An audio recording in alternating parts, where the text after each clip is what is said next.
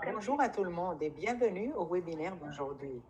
Je m'appelle Kimber Kinimoto et je travaille avec des communautés au niveau national pour aider les communautés à bâtir un meilleur avenir pour les jeunes.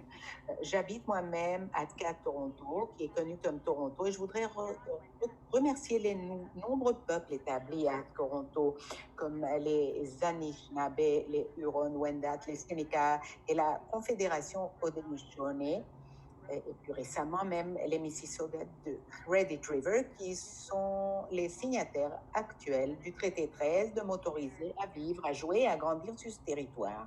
Ce dernier est soumis au pacte de la ceinture Wampum, faisant référence au concept du bol à une seule cuillère, une entente pour partager et prendre soin de la région des Grands Lacs dans la paix. J'invite toutes les personnes qui participent à penser au territoire ancestral à partir duquel elles se joignent à nous et à en indiquer le nom dans la boîte à clavardage. Je demande que nous réfléchissions à ce travail que nous allons faire sous l'angle de la réconciliation. Comment engageons-nous véritablement les jeunes autochtones dans le cadre de travail? Comment aménageons-nous l'espace nécessaire pour honorer les jeunes autochtones, leur identité et leur culture? Comment nous efforçons-nous d'en apprendre davantage sur notre propre histoire et sur le passé colonialiste qui nous a amenés à nous, où nous en sommes aujourd'hui? Bienvenue à tout le monde. Et avant de vous présenter ma co-hôte, je vais vous parler un peu de la raison pour laquelle nous parlons d'engagement des jeunes. Barack et le gouvernement du Canada ont un plan de transformer les vies des jeunes en travaillant en partenariat avec la Direction générale de l'apprentissage d'emploi et de développement social Canada, le Tamarack Institute dirige une stratégie quinquennale d'impact collectif qui vise à améliorer les retombées pour les jeunes alors qu'ils effectuent leur passage vers l'âge adulte. Le Tamarack Institute a une chance unique de s'engager formellement en faveur de l'application des jeunes en leur permettant de jouer un important rôle dans le leadership et la prise de décision et en les consultant pour tous les aspects de l'initiative. Dans le cadre de cet engagement, le projet Communauté bâtissant l'avenir des jeunes vise à renforcer les capacités des communautés qui souhaitent véritablement engager les jeunes vivant ou ayant vécu une expérience. Nous démarrons avec le webinaire d'aujourd'hui où il sera question d'approches innovantes pour engager les jeunes et des leçons apprises. Cette discussion servira à développer une riche ressource, donc veuillez participer. C'est mon plaisir maintenant de vous présenter ma co-animatrice Lisa Attigal. Au Tamarack, le rôle de Lisa consiste à travailler avec les villes et les organisations afin de les aider à mobiliser leur communauté de façon efficace. Au cours des 6 dernières années, elle a notamment élaboré des stratégies favorisant l'engagement véritable et formé des équipes de travail. Merci beaucoup, Kimber. Nous avons invité plusieurs invités qui ont beaucoup d'expérience à s'impliquer avec les jeunes et nous sommes très emballés à apprendre avec elle aujourd'hui. Je vais vous présenter Emily Brangy, une professionnelle de l'impact social qui a une grande passion pour l'inclusion et le développement communautaire reposant sur les atouts. En ce moment, elle travaille pour l'organisation Community Living Ontario. Elle gère des projets et des initiatives au niveau provincial et national qui font la promotion d'organismes qui veulent le changement organisationnel et soutiennent les plans d'action communautaires. On a offert à Émilie l'occasion de comprendre le besoin humain et l'appartenance et la raison pour laquelle les jeunes sont d'incontournables parties prenantes lorsque vient le temps de bâtir des communautés solides et inclusives. Elle est convaincue que chaque enfant a la capacité d'apprendre et que la communauté où vit une personne constitue l'un des meilleurs endroits où apprendre.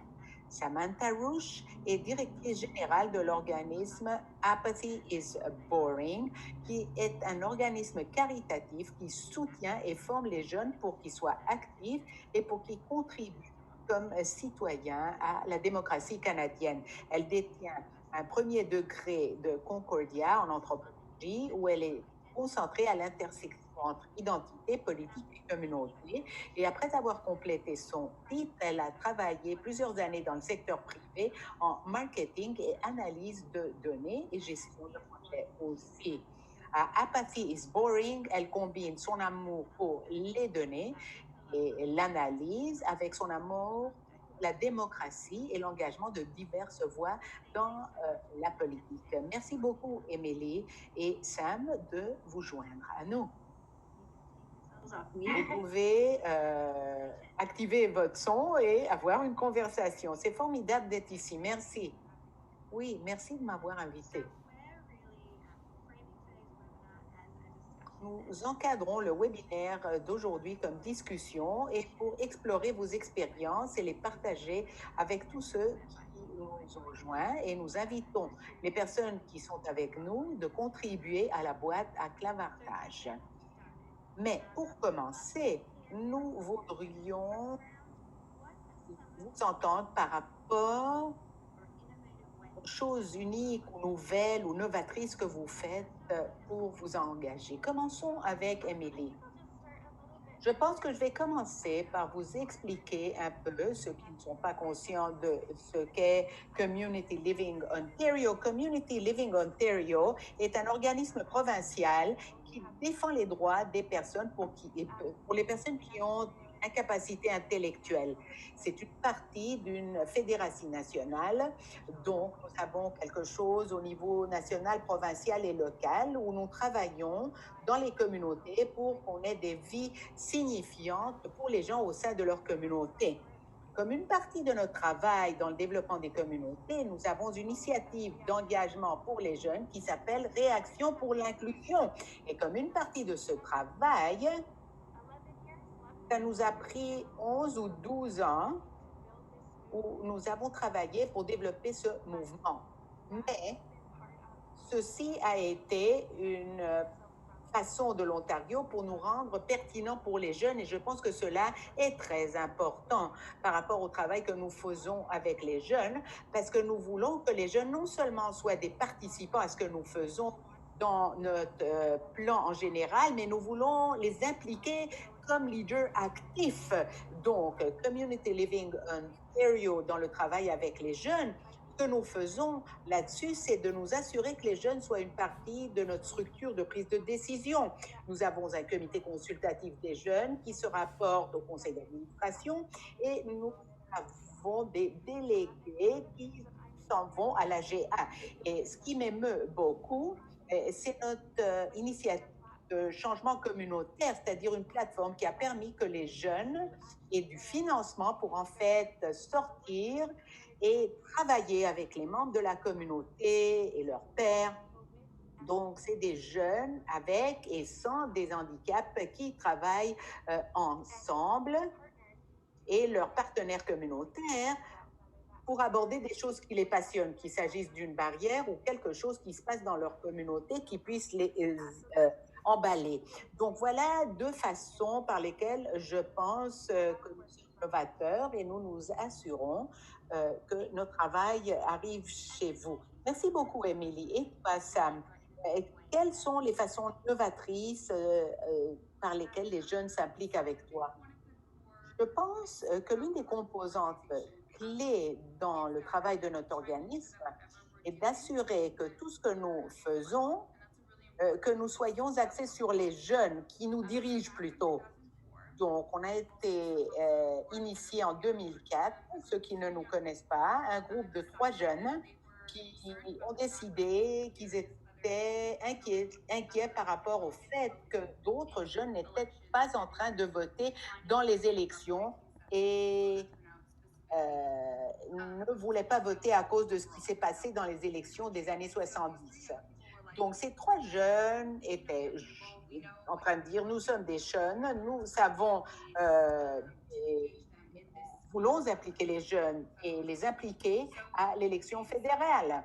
Donc, ils ont décidé que les jeunes pouvaient se recueillir, avoir des foires, et pas forcément là où les jeunes s'appliquaient, mais essayer de les impliquer et d'avoir des conversations avec eux, leur donner les outils dont ils avaient besoin et comprendre pourquoi ils devaient s'impliquer, non seulement comment.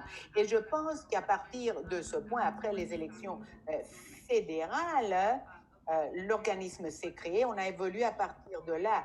Mais la composante clé de cette campagne qu'on a eue toujours proche à nous, c'est d'assurer que que tout le monde s'en aille là où les jeunes étaient, au lieu de les demander de venir chez nous. En 2004, Facebook n'existait pas, les médias sociaux n'étaient pas quelque chose qui existait, donc c'était très difficile à l'époque de les contacter, les jeunes. Alors, si on s'appliquait dans des espaces virtuels, que faire? Has been an important part of that. Donc, And so for us, pour I nous, think in the context of je pense que COVID, dans le contexte de la COVID, il faut en parler. logic to how we On a utilisé la même logique par rapport à comment nous impliquer dans ces temps-ci, c'est-à-dire où sont les jeunes, où se réunissent-ils, comment les contacter. Les médias sociaux sont devenus si importants. La culture Zoom, comment impliquer les gens à avoir un dialogue et à se connecter dans la communauté dans un moment où on ne peut pas se recueillir de façon physique. Donc, grand défi. Our RISE program operates 2 cohorts a year. Notre programme est dans 8 communautés à travers le Canada et nous travaillons, nous recueillons les jeunes, les regroupons pour qu'ils puissent créer leur propre initiative communautaire au niveau local et pour impliquer leurs pairs dans ce processus. Et en ce faisant, sans se réunir physiquement, on avait bien évidemment un défi, mais les jeunes ont été tellement novateurs, ils ont découvert de telles façons d'atteindre ces choses-là, mais bien évidemment, c'était un changement. Donc, de permettre les jeunes de nous diriger, de les faire comprendre qu'ils pouvaient développer de nouvelles façons novatrices pour s'impliquer, les amis et les pairs, c'est une raison pour laquelle on a pu le faire de façon tellement efficace. C'est tellement intéressant de regarder la connexion entre votre organisme et les façons similaires par lesquelles vous vous impliquez avec les jeunes. Une chose, c'était ce concept de diriger par les jeunes, ce étant une composante essentielle. Et je me demande si vous pouvez, vous deux, me dire davantage par rapport à ce que vous voulez dire quand vous dites diriger par les jeunes. Je pense qu'en général, tout le monde le comprend. Mais quand on parle des choses spécifiques, quel en est l'aspect? Et est-ce que c'est ce qui est essentiel pour les engagements signifiants et d'importance? Et quelles sont les autres choses qui font que l'engagement des jeunes soit signifiant? Je pense qu'on a parlé dans la sphère d'utiliser des symboles qui n'ont pas de signifiance et d'essayer de ne pas le faire. Alors, c'est quoi l'engagement des jeunes chez vous? Émilie, peut-être tu pourrais commencer? Certainement. Je pense que c'est un point très important.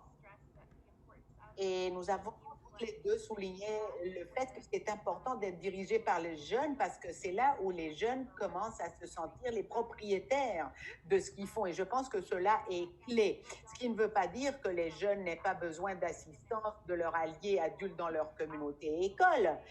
Bien évidemment, ils sont en train d'apprendre, et ils sont en train de faire des choses qui sont au-delà de leur zone de confort dans ce type de travail et dans ces nouvelles occasions. Donc, quand on peut fournir suffisamment de soutien dans un cadre dans lequel ils peuvent faire le travail et apporter leurs idées et leurs visions, là, je pense, c'est quand on arrive au point idéal où nous sommes en train d'engager les gens. Côté engagement signifiant, d'importance, je viens de penser à l'idée par où les jeunes me disent tout le temps que les adultes nous écoutent, mais ils nous entendent, mais ils ne nous écoutent pas. Et quand je parle avec des organismes qui sont intéressés à commencer à s'impliquer avec les jeunes, je pense que c'est très important de penser à nos motivations en tant que jeunes. C'est-à-dire, les jeunes, qu'est-ce qu'ils vont obtenir de ce que nous faisons?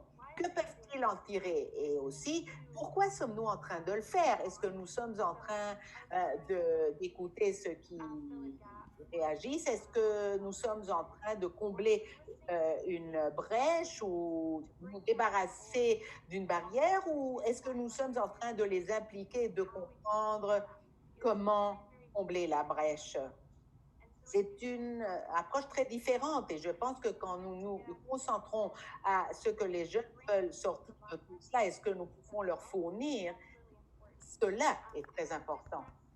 Je voudrais aussi souligner, étant quelqu'un qui travaille avec des jeunes qui ont et n'ont pas des handicaps, que du point de vue d'impliquer des jeunes qui ont des handicaps, ils veulent être impliqués à des conversations avec les pairs dans leur communauté. Ils veulent avoir une voix à la table.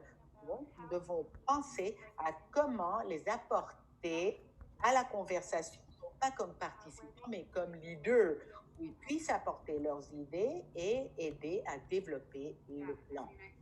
Oui, je suis complètement d'accord avec tout ce que Émilie est en train de dire. Je pense que pour nous, être dirigé par les jeunes, c'est vraiment littéral.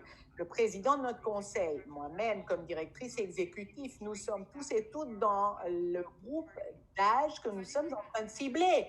Et je pense que l'attention est claire.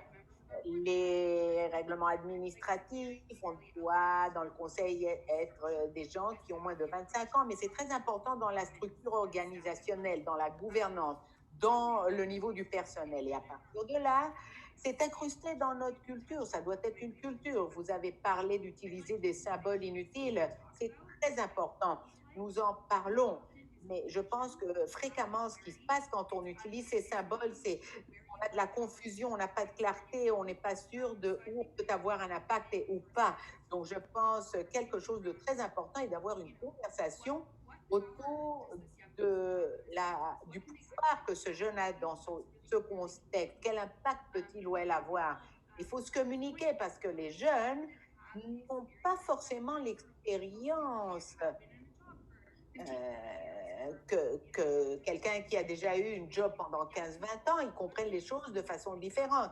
Les jeunes de 16 à 25 ans, la recherche nous montre qu'au niveau cognitif, ils sont câblés de façon différente. Donc, les jeunes ont moins peur des risques, ils sont dans un espace créatif et je pense que regardez ce qui se passe pendant les dernières 100 années, les jeunes ont cette capacité incroyable de diriger et d'envisionner les choses d'une façon différente que les façons qu'on a toujours utilisées. Et quand on devient plus âgé, on dit, bon, c'est comme ça parfois.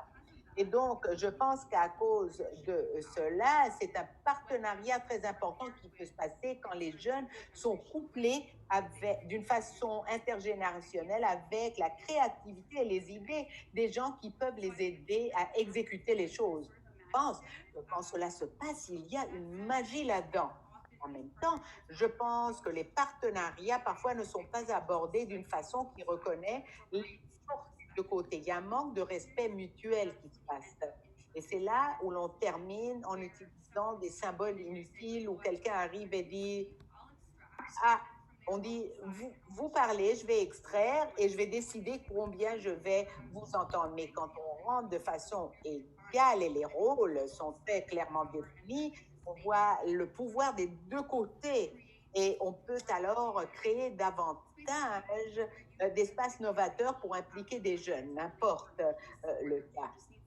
Donc, il faut tout simplement qu'il y ait une clarté. Et je pense que cela manque dans beaucoup d'espaces et c'est quelque chose par rapport à quoi nous devons être très intentionnels. Permettez-moi d'ajouter quelque chose à ce que Samantha a dit, parce que je me rends compte que nous deux, nous venons de rôles où nous sommes vraiment axés sur le développement communautaire. Et on pourrait avoir des gens à l'appel qui sont en train d'animer un programme ou un service pour les jeunes. Et je voudrais encourager ceux qui sont en train de nous écouter, penser à des façons par lesquelles ils peuvent impliquer les gens jeunes dans le programme. Ne pas penser aux jeunes comme des clients, mais plutôt penser à eux comme des leaders. Comment peuvent-ils aider, elles aider avec l'évaluation du programme, avec comment façonner le programme et même livrer une partie du programme. Maintes fois, on a vu que les interactions entre les pairs sont les plus vives et importantes. Donc, n'importe comment vous vous engagez avec les jeunes, on peut les mettre dans une position où ils peuvent nous diriger et ils peuvent partager leurs idées avec les gens. Oui, vas-y Sam. Non, j'allais dire que pour nous aussi, côté évaluation, c'est une très bonne occasion de les impliquer de façon très cool. Faciliter la collection de données. qu'il s'agisse d'une analyse, d'une consultation qui valide le travail que vous êtes en train de faire, et créer en fait une composante de direction des jeunes dans le programme. Si on les laisse vous diriger dans de différentes versions et vous pouvez vous adapter à cette rétroaction, c'est une façon par laquelle je suis tout à fait d'accord que oui, c'est défiant, mais c'est quand même une bonne façon pour que les jeunes nous dirigent de différentes façons. Un domaine qui m'emballe énormément, c'est de dire que les jeunes sont impliqués à la collection des données, mais comprendre aussi que le prochain pas, l'interprétation des données, est aussi une voie par laquelle nous pouvons nous impliquer avec eux. Parce que leur façon d'interpréter les données est très différente de la façon d'interpréter les adultes, avec un âge différent, avec une perspective différente. Donc, nous voyons vraiment beaucoup de richesse qui s'en sort de l'interprétation en particulier. Some of the things I heard, I just want to kind of share. Quelques-unes des choses que j'ai entendues, je suis vraiment très emballée par rapport à comment définir l'engagement signifiant. Et quelques-unes des choses que j'ai entendues, c'est le côté de la propriété, le contrôle, de l'autonomie, toute cette composante. J'ai entendu des choses concernant un cadre de soutien pour que les gens puissent réussir. Et j'aimerais beaucoup parler d'exemples. Émilie, tu as parlé d'alliés adultes et Sam, tu as parlé d'un élément culturel. Alors, comment aller et aborder et impliquer les jeunes? S'agit-il en service de quelque chose ou voulons-nous vraiment travailler ensemble et valoriser leur expertise? So that's some of the things that we heard about. Voilà quelques-unes des choses. Et Kimber, je vois que tu es en train de regarder la boîte à clavardage aussi. Pour donner un contexte à cette conversation, un couple de gens ont demandé qu'est-ce que cela veut dire qu'utiliser des symboles sans importance? C'est l'opposé de ce que nous sommes en train de dire. Est-ce que nous pouvons parler de ce que cela veut dire? Peut-être le public pourrait être plus impliqué. Veux-tu y aller, Emily? Ou... Je pense en fait qu'il y a un site, Reactions for Inclusions. Il y a une vidéo qui a été faite par l'un de nos leaders jeunes qui décrit ce que cela veut dire que ces symboles qui ne sont pas vraiment réels si vous cherchez une ressource. Mais du point de vue de ces symboles, je pense que c'est dans notre travail, nous le décrivons comme le fait que nous voyons fréquemment des jeunes ou des jeunes qui ont un handicap qui obtiennent une position dans le conseil des étudiants. Donc, pensez qu'on a un jeune handicap qui est dans le conseil des étudiants, on pense qu'il a une voix, mais fréquemment, on ne l'invite pas à la prise de décision. Ils ne sont pas une partie de l'établissement du programme. Et donc, d'une certaine façon, la personne est à la table parce que cela est en conformité avec ce qui a un bon aspect, disons, mais ce n'est pas vraiment quelque chose de signifiant pour une raison ou une autre en tant que contributrice. Donc, dans ce sens-là, nous devons mettre des jeunes dans des positions où ils pourront vraiment avoir un impact. Et c'est ce que Samantha disait auparavant. On ne veut pas que les jeunes soient dans une position où ils n'auront pas d'impact parce qu'ils ne sentiront pas de propriété, ils vont s'éloigner. Et j'ai entendu des gens le dire dans la province. Donc, je pense qu'il s'agit d'avoir des positions pour les jeunes qui leur permettent d'utiliser leurs dons et leurs compétences pour contribuer à quoi que ce soit qu'ils sont en train de faire. Oui, je suis tout à fait d'accord. Et je pense qu'une chose, une raison pour laquelle je pense que cela se passe fréquemment est qu'il s'agit de légitimité fréquemment. Et quand on crée des programmes, il faut parler avec des gens, on pense des gens jeunes pour nous donner de la légitimité, mais on ne les permet pas de nous donner de rétroaction vraiment. Disons qu'on vient chez un groupe de jeunes qu'on a regroupés et on leur dit, bon, on est en train de faire cette campagne. on fait un groupe de remue-ménage. Qu'en pensez-vous? Et après, on ne donne pas d'espace pour la rétroaction, on attend que leur approbation. Et je pense que cela se passe fréquemment.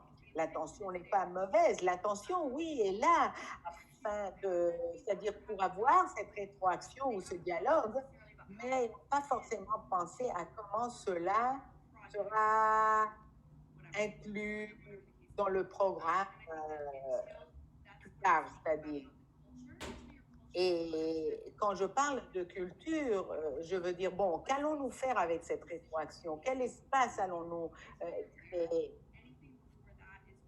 Et quoi que ce soit avant cela, c'est plutôt, je ne sais pas quel est le mot, il s'agit de validation et non seulement de permettre que le cadre soit là. Une façon que j'aime utiliser pour voir la différence, c'est participation versus contribution. Être là à participer par opposition à, bon, est-ce que la participation est en train de changer quelque chose du point de vue d'une lentille de période de pratique? Je pense que c'est très utile de définir les niveaux d'engagement comme effort symbolique. Je vais le mettre dans la boîte à clavardage. Mais en fait, ils sont en train de dire que cela pourrait être une activité dirigée par les adultes où on peut être consulté, mais ils n'ont pas la capacité de changer ou de contribuer. Donc, je vais partager le lien à cela parce que cela peut vraiment être utile quand on regarde les activités. Ah, est-on en train de faire cela sans nous rendre compte ou que devrions-nous changer? Merci. En fait, on a des questions de suivi de la part du public. Si le panel est d'accord, je vais vous poser les questions. Une des questions est quelle forme peut prendre la rétroaction et comment pouvons-nous connecter la rétroaction des jeunes comme une réflexion aussi? Je peux plonger là-dedans facilement si vous voulez. Oui, je pense que la rétroaction peut avoir beaucoup d'aspects. Et quand on travaille avec des jeunes, surtout des jeunes avec une ample diversité d'expériences vécues et dépendant de notre position au sein de, si on vient d'une institution ou d'un grand organisme ou dépendant de la dynamique, je pense qu'on doit vraiment comprendre les formes que peut prendre la rétroaction. La rétroaction pourrait arriver chez vous, non pas de façon directe. Même si vous la demandez, ça n'arrive pas de façon directe. Donc, il faut avoir une reconnaissance d'un déséquilibre du pouvoir quand quelqu'un est en train d'administrer le projet ou le programme pour les jeunes. La dynamique n'est pas naturelle. Donc, une chose qu'on a faite pour contourner cette chose dans notre programme, c'est à travers le processus d'évaluation. On veut trouver des façons uniques d'obtenir de la rétroaction et des données. Par exemple, un processus d'entrevue des pairs. Donc, on couple les ambassadeurs en couple et ils s'entrevuent les uns les autres. Donc, cela s'est débarrassé un peu de la difficulté que peut avoir une entrevue ou une collecte de données. Cela les a permis d'avoir des conversations honnêtement drôles, mais aussi des conversations honnêtes où ils sont en train de nous donner une rétroaction vraiment très importante parce qu'ils parlent avec leur père et toi qui savais à un certain niveau que quelqu'un allait lire ou écouter les transcriptions, que cela nous a permis de créer davantage d'espace dans le processus pour qu'ils puissent exprimer ce qu'ils sentent. Ce n'est pas forcément que c'est quelque chose de positif, mais c'est des choses très importantes que nous devons savoir. Mais encore une fois, au niveau culturel, voilà notre optique. Nous voulons entendre les gens directement et voir ce qui fonctionne pour eux. Et s'il y a des éléments que nous devons changer, il faut que nous soyons constants. Donc, dans tout le programme, ils doivent se sentir confortables de partager cette information avec nous. En tout cas, il y a plusieurs façons de changer la dynamique ou d'atténuer les effets de cela en faisant la collecte de la rétroaction des jeunes. Je vais ajouter que l'une des façons par lesquelles on essaie d'aider les communautés à s'impliquer davantage avec les jeunes, c'est un atelier qui s'appelle Commencer la conversation. Alors les jeunes, les décisionnaires, les gens qui travaillent dans les communautés et les organismes parler de la culture de leur communauté et que les jeunes plutôt puissent dire ce qu'ils pensent.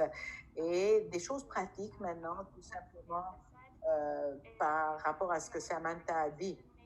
Quand nous apportons des décisionnaires à être avec les jeunes, il faut s'assurer que l'on ait plus de jeunes que d'adultes dans la salle parce que cela aborde le déséquilibre du pouvoir et ça aide les jeunes à se sentir un peu plus en sécurité ensemble.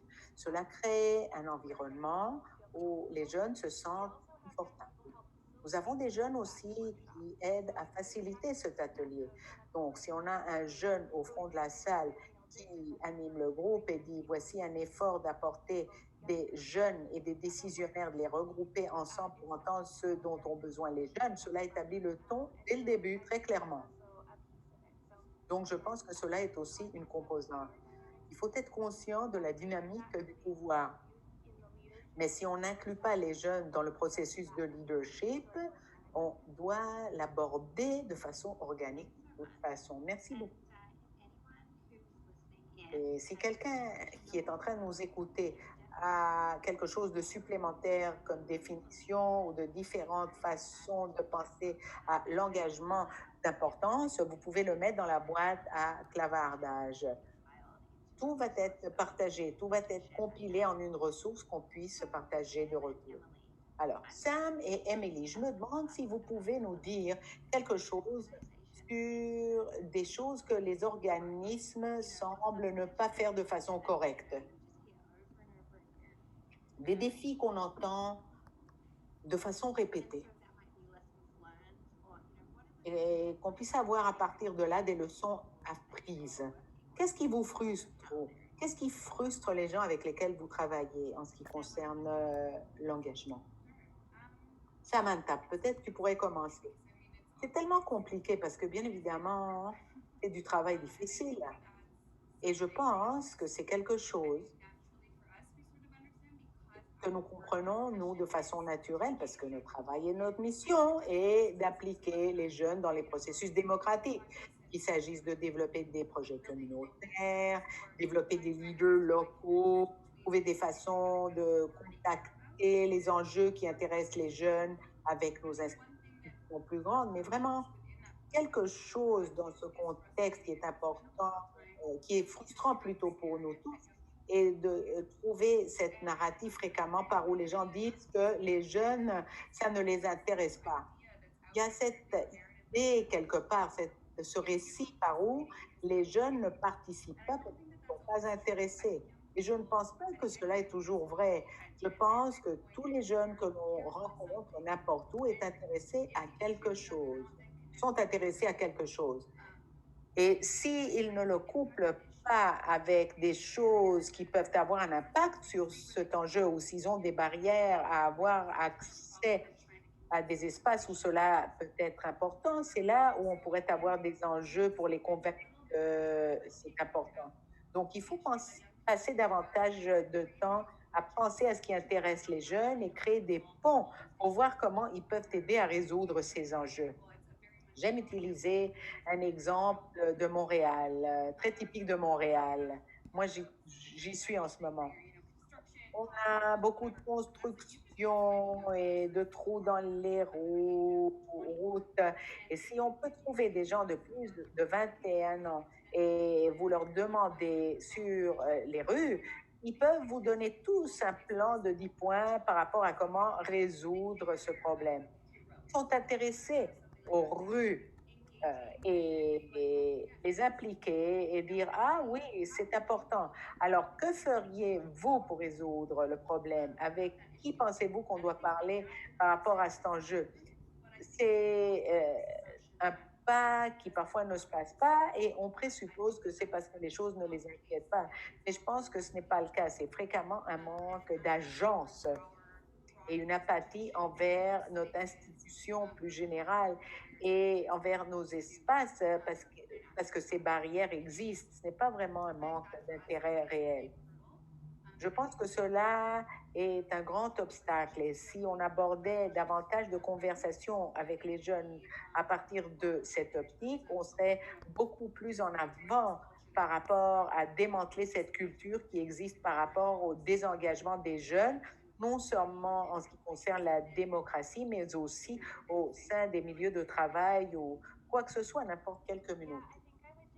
Oui, je pense que je voudrais ajouter à ce que tu viens de dire, je suis d'accord avec le tout, mais je voudrais ajouter que du point de vue de Reaction for Inclusion étant un mouvement de justice sociale pour les jeunes qui veut créer des communautés plus inclusives dans nos écoles et dans nos communautés et vraiment aborder les barrières qu'ont les jeunes pour les jeunes à handicap, l'une des barrières principales est que les jeunes n'ont pas les connaissances. Il y a un peu de brèche côté renseignement, des deux côtés, en fait. Et je pense que les jeunes qui n'ont pas de handicap ne sont fréquemment pas conscients de l'expérience qu'ont leurs pères qui ont un handicap.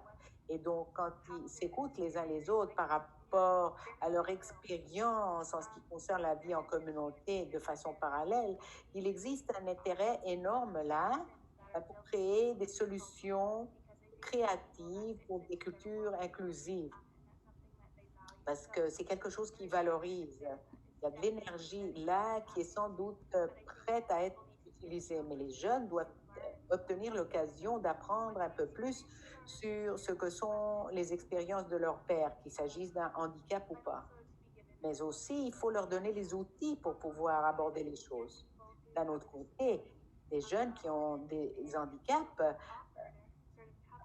on leur offre fréquemment une sélection d'occasions qui ne les engage pas forcément à une conversation avec leurs pairs qui n'ont pas de handicap. Donc, je ne veux pas dire que les programmes seulement pour les jeunes qui ont des handicaps ne sont pas adéquats dans quelques circonstances, mais quand c'est votre seule option, vous êtes limité par rapport à comment être une partie de la communauté au plus ample.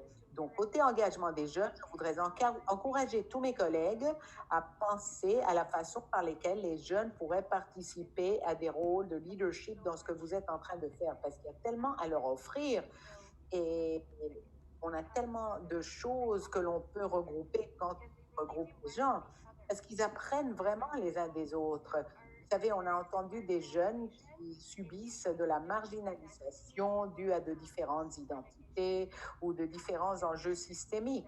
Ils se regroupent et quand ils voient leur expérience les uns dans les autres, c'est quelque chose de très puissant. C'est pour cela que nous axons notre travail sur le développement des communautés, parce que c'est quelque chose à quoi nous pouvons tous travailler ensemble. Donc, je pense que si nous tenons cela en tête dans l'esprit du développement communautaire et nous pensons aux atouts que nous avons dans nos communautés, cela peut vraiment aider à combler les brèches. On dirait qu'il y a un fil ici, passé du transactionnel, tout ce qui est considéré transitionnel, quelques-unes des choses qu'on veut transférer en expérience transformationnelle. Donc, je pense que cette voie est longue et lente et parfois on doit développer des relations pour pouvoir faire ce travail. Donc, on dirait qu'on a du travail continu et peut-être aussi des projets qui ont des initiatives dirigées par les jeunes et cet équilibre par rapport à comment soutenir cet environnement pour y arriver. Je pense qu'une autre chose, si vous me permettez de vous interrompre, est qu'on ne travaille pas ensemble. Je crois vraiment que quand les organismes impliqués à l'engagement des jeunes, quand ils veulent vraiment investir dans les jeunes et leur participation à bâtir notre avenir, on doit parler les uns avec les autres davantage. On doit travailler davantage ensemble parce qu'on a tellement à offrir quand on partage notre travail avec des autres. Cela permet d'apporter davantage d'idées, de connaissances et d'occasions pour les jeunes. Qu'est-ce que les jeunes obtiennent de ce que nous faisons? Si on collabore, ils ont davantage d'options. Donc, c'est quelque chose où nous devons nous améliorer. Are there any questions that you want to bring into this? Est-ce qu'on a d'autres questions, Kimber, sur la boîte à clavardage? Oui, je vois des idées similaires. Être proactif et non pas réactif. Il y a des gens qui disent, n'attendez pas à ce que les jeunes viennent vous voir, il faut aller les chercher. On a reçu une question par rapport à comment partager l'information avec d'autres gens dans l'organisme, d'autres parties prenantes qui ne pensent pas à l'engagement des jeunes. Samantha, Emily, avez-vous des idées là-dessus? Peux-tu répéter la question? Que fait-on si dans la communauté ou dans l'organisme, d'autres personnes pensent pas que l'engagement des jeunes est important? Comment défendre leurs droits? A-t-on eu des messages ou des techniques qui fonctionnent pour vous? Je pense que tout le monde est convaincu par rapport à l'importance de l'engagement des jeunes, mais cela a à voir avec la narrative plus ample par rapport à dire que les jeunes ne sont pas intéressés et est-ce que les gens ont de la valeur dans cet espace ou est-ce qu'ils peuvent contribuer? Je pense qu'on a cette idée par où, surtout quand on parle du contexte démocratique, on a tous cette idée où les gens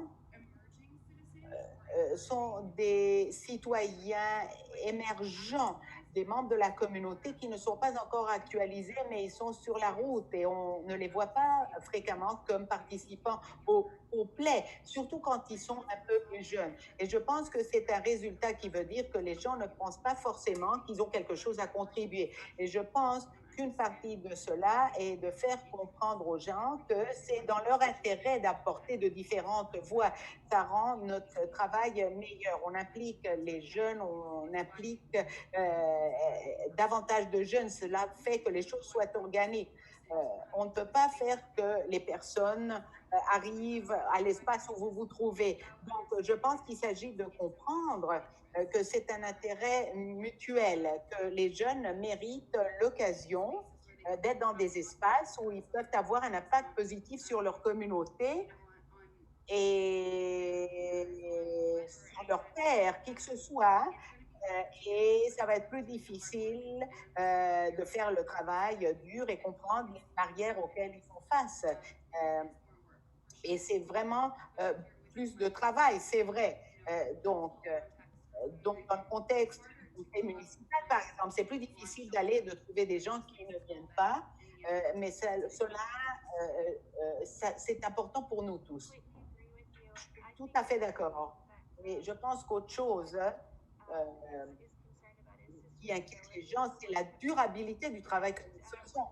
Et quand on s'implique avec les jeunes, quand on s'implique, on est investi à la durabilité du travail qu'on est en train de faire. Parce que quand on les implique, on est en train de donner aux jeunes qui vont être vos nouveaux employés, vos décisionnaires,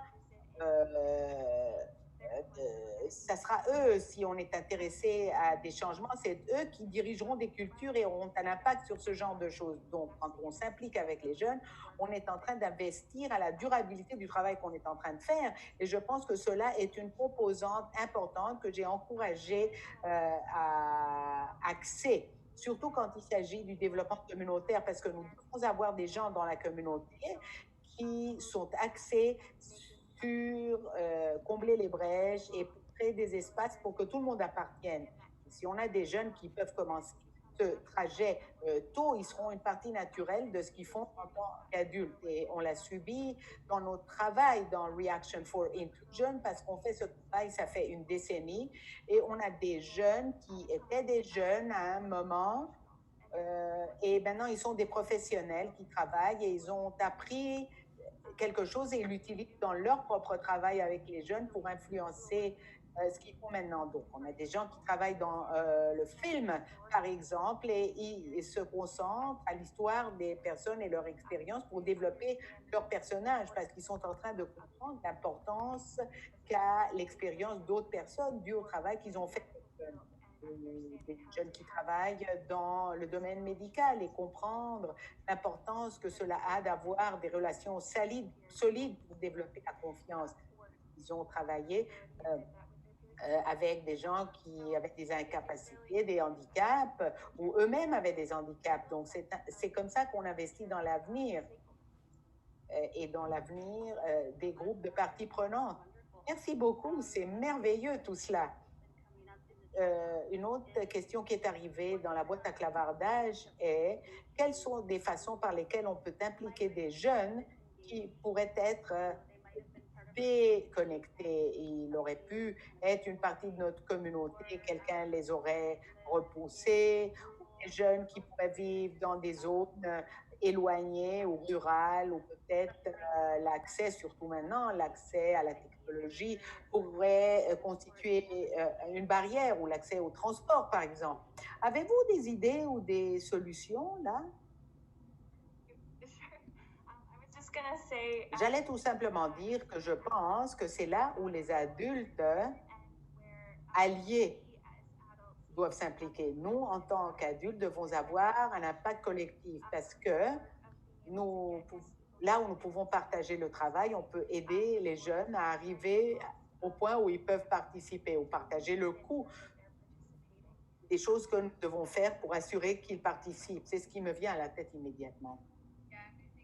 Oui, et je pense qu'être conscient de la dynamique qui existe au sein de notre société au plus ample, au sein de notre culture, quand on a de la marginalisation, il y a un certain type de marginalisation dans nos systèmes, c'est les jeunes que nous devons vraiment impliquer parce que c'est eux qui s'y connaissent de façon intime. Émilie l'a dit plusieurs fois, c'est eux qui s'y connaissent de façon intime aux barrières et aux raisons pour lesquelles ces jeunes n'arrivent pas. On ne peut pas tout simplement rentrer dans un espace et dire « Ah, nous voulons vous en engager ». C'est vrai, les gens arrivent dans un parachute et ils disent des choses comme ça. Non, il faut développer une relation, une confiance, et cela exige que l'on travaille. On n'a pas de raccourci. Il s'agit de relations, de développer des communautés, de développer la confiance, de créer un récit partagé, une façon de comprendre les choses de façon partagée et pouvoir exprimer les choses de cette façon-là et créer des espaces où les gens se sentent vus et entendus. Et une partie de cela est d'engager des gens avec ces expériences vécues et d'investir de façon continue à ces relations pour pouvoir développer cette confiance de façon plus ample. Une façon par laquelle j'aime penser à établir quelques-unes de ces relations est de penser au concept du courtier de relations. C'est-à-dire, je ne connais pas la personne, qui peut me connecter, qui a cette relation, ça pourrait être un enseignant, un coach, un auteur, qui est la relation, qui est plutôt le courtier de la relation. Bon, c'est l'organisation, c'est la base de l'organisation communautaire, créer des relations avec des gens et rendre ce cercle plus ample, apporter des gens. Comment est-ce que mon histoire touche ton histoire? Comment ça se fait qu'on est là les deux? Que faire avec cela? Donc, créer cette connexion est quelque chose d'essentiel. Exactement, c'est un courtier des relations. Et là, on peut faire croître ce cercle et créer des connexions avec de différentes personnes, davantage de personnes, et on continue à partir de cela. OK. Talking to organizations who engage youth a lot. On a parlé à des organismes. Beaucoup de gens ont pu partager leurs leçons apprises. Une en particulier,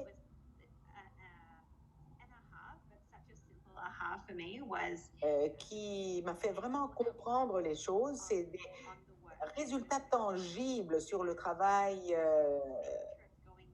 concernant le travail qu'on est en train de faire. Donc, aller quelque part, être spécifique par rapport à où on se dirige. Et je me demande, vous avez de l'expérience. Avez-vous des leçons apprises que vous aimeriez beaucoup partager?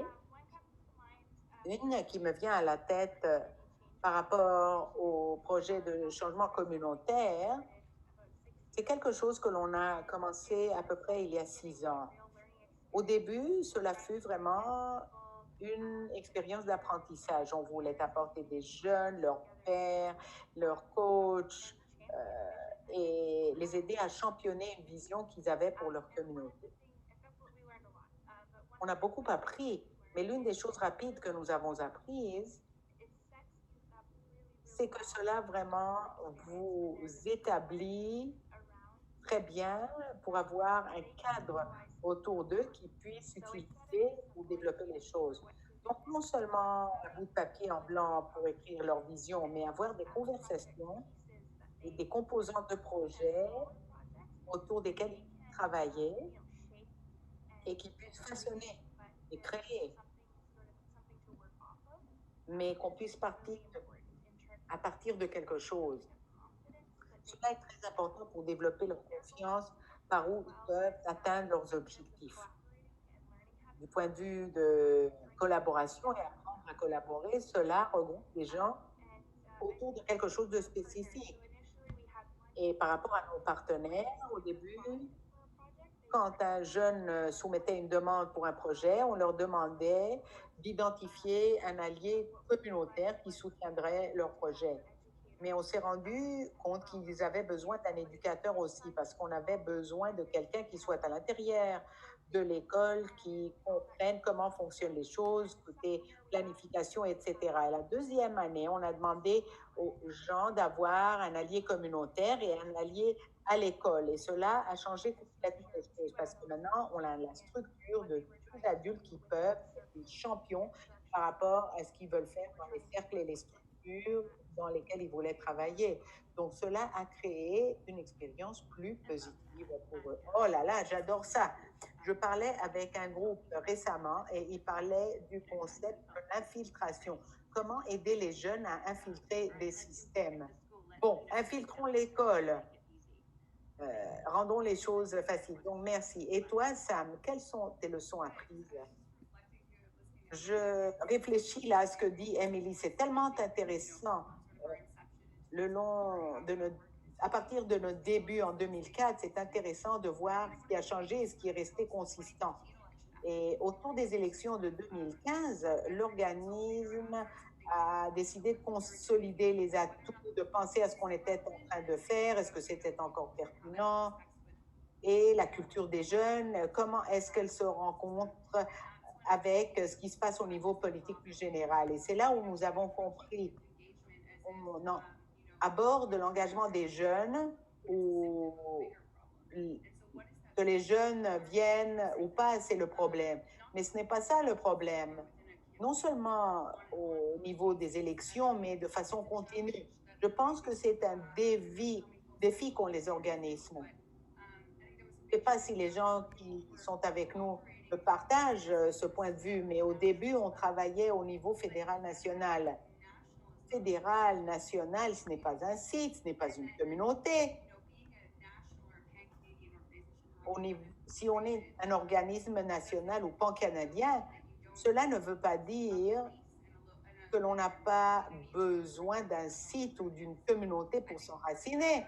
Et je pense qu'une partie de cela était de cesser d'aborder l'engagement des jeunes comme pensant qu'ils viennent tous de la même perspective et qu'ils ont tous la même expérience vécue, et comprendre quelques-uns des problèmes sont profondément enracinés dans l'expérience vécue, dans la marginalisation et d'autres formes de distance de nos systèmes. Et je pense que cette approche a changé notre façon de voir le problème. Cela nous a créé la possibilité de créer des programmes d'intervention profonde et de voir comment soutenir les jeunes pour qu'ils s'impliquent les uns les autres en dehors du cadre de notre organisme et l'impact que cela pourrait avoir sur le programme.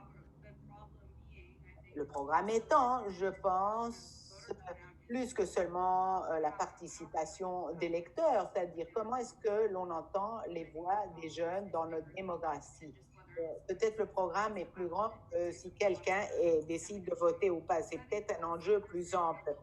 Donc, il s'agit de comprendre aussi le côté local versus national et ce que cela veut dire dans nos systèmes plus amples. Ne pas se perdre à cette conversation plus ample, et comprendre les racines et comprendre ce que les gens pensent et sentent au niveau individuel. Merci. Kimber, je passe le micro. Oui, nous avons une question supplémentaire qui est arrivée et j'espère qu'on puisse un peu y penser. Les structures de gouvernance sont créées par des adultes. C'est comme ça que fonctionne notre monde de nos jours. Comment pouvons-nous changer la gouvernance pour répondre aux besoins des jeunes pour qu'ils puissent contribuer de façon égale dans la prise de décision? Ça, c'est une question très importante. Did you want to go, Emily? Did you have any thoughts? Emily, voulais-tu répondre?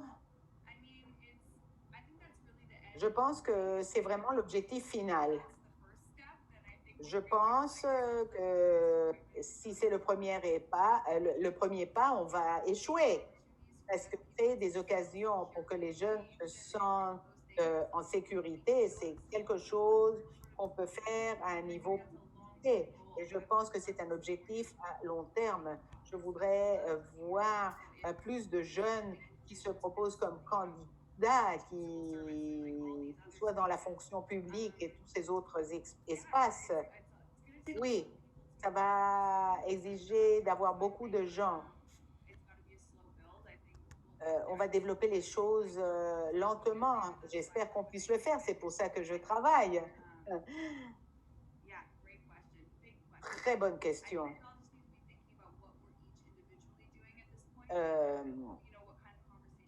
Mais il faut voir quelles sont les conversations qu'on est en train d'avoir dans les espaces où nous pouvons les avoir et assurer qu'on fasse de notre mieux pour nous impliquer avec ce que l'on a et demander à des autres de s'impliquer aussi. Oui, c'est un bon départ. Oui, il s'agit d'être des modèles par rapport à ce qu'on veut que les autres fassent. Si on demande au gouvernement d'inclure les jeunes dans leur structure de gouvernance, ben, il nous faut le faire dans notre propre structure. Mon objectif personnel à Community Living Ontario est que si jamais on a une conversation concernant les jeunes, les conseillers, les jeunes conseillers doivent être à la table. Ça, c'est mon objectif personnel. C'est quelque chose à quoi j'insiste énormément. On parle fréquemment des jeunes et on n'a pas de jeunes à la table ou à la conversation. Donc, je pense que c'est quelque chose que nous pourrions tous voir et les choses vont croître de façon naturelle à partir de là. Merci beaucoup. Je sais que la question était très ample et si quelqu'un parmi le public doit contribuer à ce qu'on est en train de dire dans la boîte à clavardage, on va utiliser là pour développer une ressource qu'on va partager avec tout le monde. Donc, je voudrais remercier Samantha et Emily pour avoir parlé avec nous aujourd'hui.